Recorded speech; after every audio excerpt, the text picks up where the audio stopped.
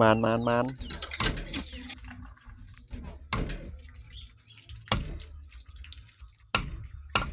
หาใส่บ่วงหนูมื้อนี้บ่วงหนูประดิษฐ์เองบ่วงหนูนี่มาเบิ่งว่าผลงานมื้อนี้สิได้หรือบ่มื้อเกี่ยวข้าวเห็นหนูมันขวดเนาะมาเกี่ยวข้าวแล้วมาเฮ็ดบ่วงหนูใส่บาดนี่มาเบิ่งว่ามันสิถูกบ่ซีมือเฮ็ดเองบ่วงหนูแบบง่ายๆเอาเหล็กลวดมาคดๆงอๆใส่หลักมาเบิ่งว่าใส่แบบใดเนาะอ๋อโอ้หมาขวัดบ่เห็นไปแล้วบ่นี่เบิ่งหูใหญ่นี่นะเข้าไปแล้วบ่จักเนาะอู้มือเกี่ยวเขาฮะก็คุยบักใหญ่เลยใหม่ๆเด้ยังมีห้อยอยู่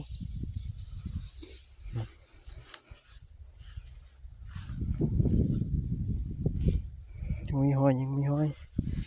นี่หูมัน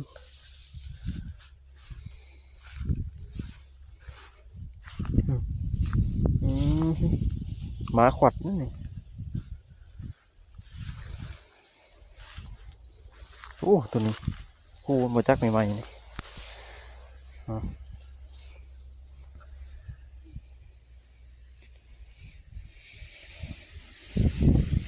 หูหนูผูกสงสัยอาจจะแมนหนูผูกตัวใหญ่นะนี่หูมันบักใหญ่เลย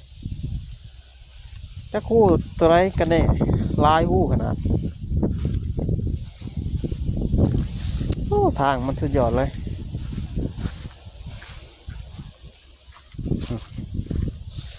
นี่ก็ควัดใหม่ๆนะ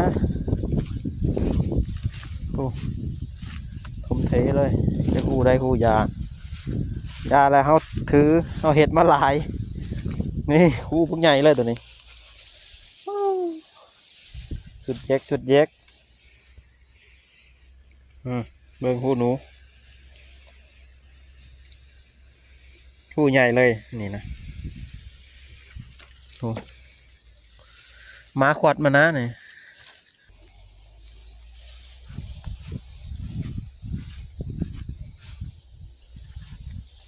นี่ควายหนูนี่ถ้าคู่ได้กันแน่คู่แท้คู่ปลอมคู่เลยนี่ครั้งแรก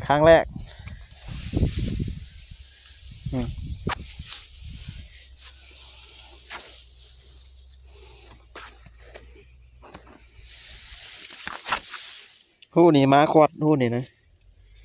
แต่เขาเอาไปหรือบ่ก็บ่ฮู้คือกันคือสิยังติยังเห็นห้อยอยู่หูใหญ่นะ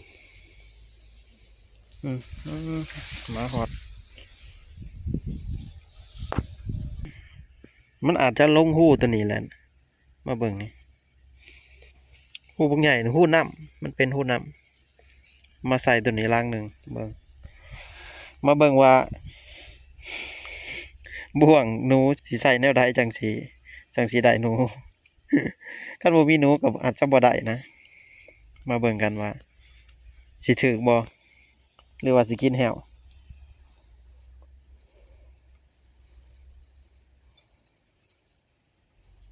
การใส่ก็บ่ยาก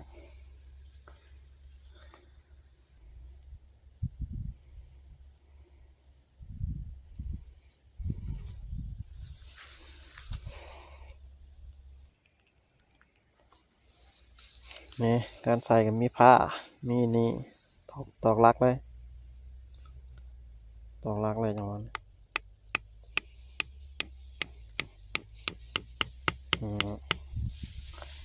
ร้อย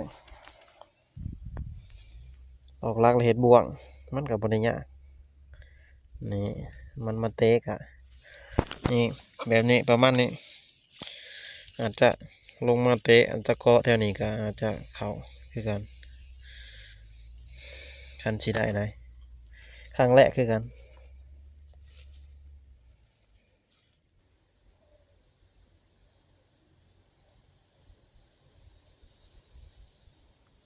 โอ้มาเบิ่งหูตัวนี้เกี่ยงเป็นเกี่ยงเลยหูนี่อืมหูหนูเกี่ยงเป็นเกี่ยงหูปังใหญ่หนึ่งอาจถึกนี่อาจจะเป็นตัวใหญ่เลยเนาะหนูผูกหนูผูกหน้านี่ตัวใหญ่เลยหนูผูกหน้าอืมหูเกี่ยงเลยนะเมืองเสร็จโจรเสร็จโจรมาเบิ่งมาเบิ่ง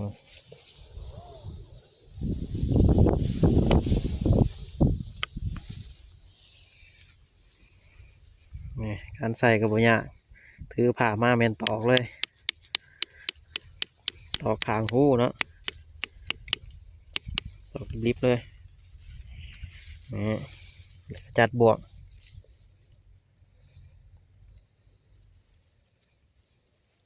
นี่จัดบวกมันพอดีเลยพอดีกับหูมัน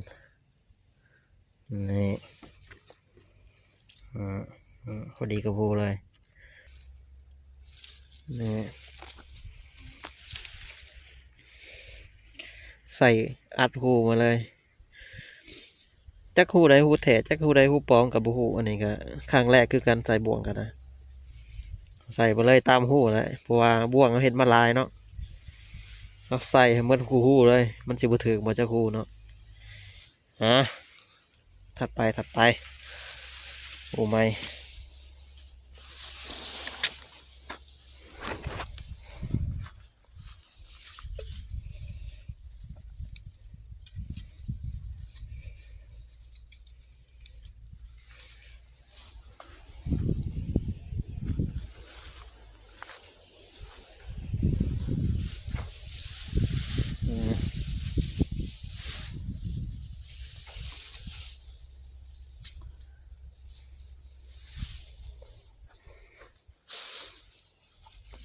มาพอคู่ใหญ่วัดเลย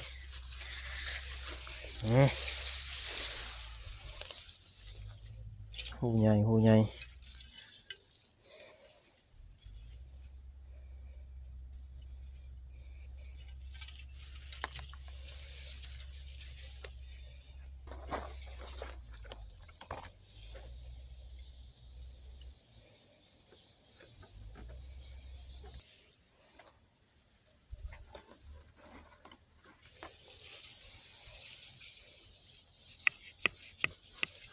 ใส่ปลาทูเอาเลยคู่ใหญ่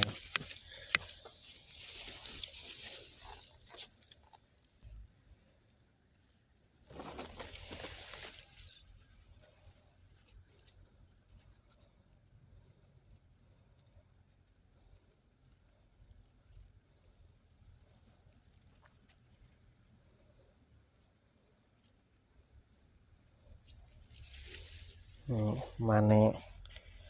ใส่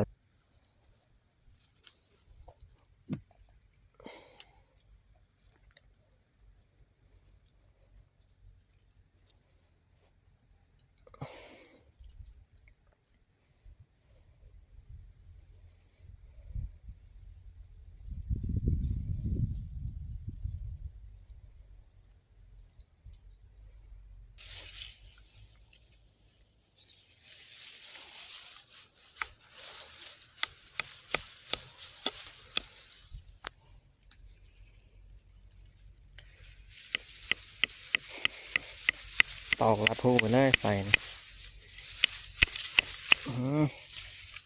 ใส่ปลาทูแล้วนะได้บ่ได้บุหูครั้งแรกเนาะ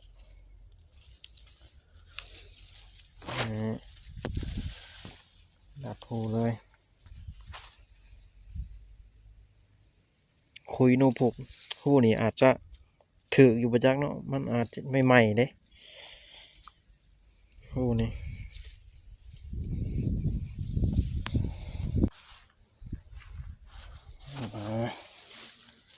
คู่ใส่อย่างนั้นตอนนี้คุยใหม่ๆเลยวันนี้เป็นไงทุกคนเราจะเห็นหมอนี่คุยใหม่ๆเลยใส่เลยใส่ลัดหูมาเลย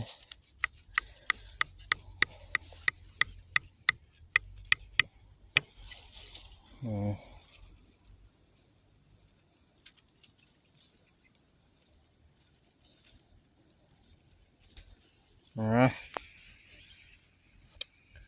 ไปเบิ่งมืออื่นเนาะว่ามันสิได้บ่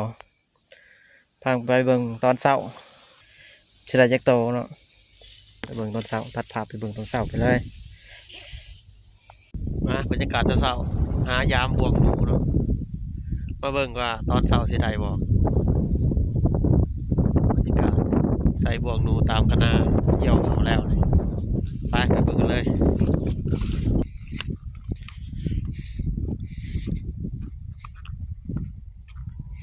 บรรยากาศเช้าๆเลยหนาวๆอากาศโอ้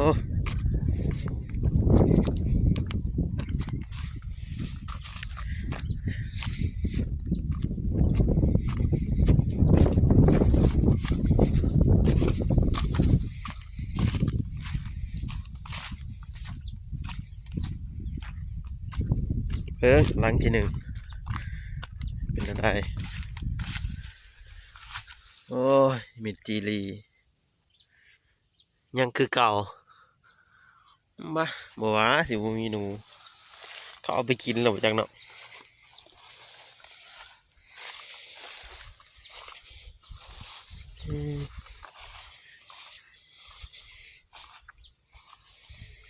ใช่ละ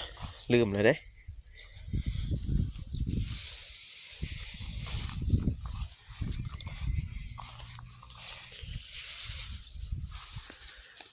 มิดจีรียังคือเก่าโอ้หอยยังวะหอยยังวะนี่วะใหม่ๆหอยกวัดนี่หอยมาเอาจากโอ้ย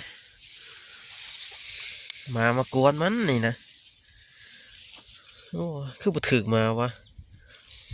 อืม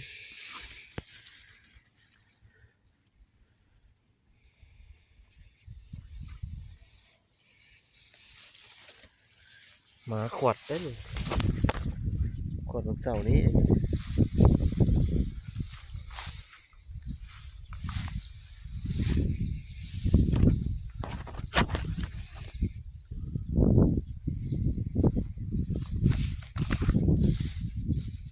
คือเก่าวะ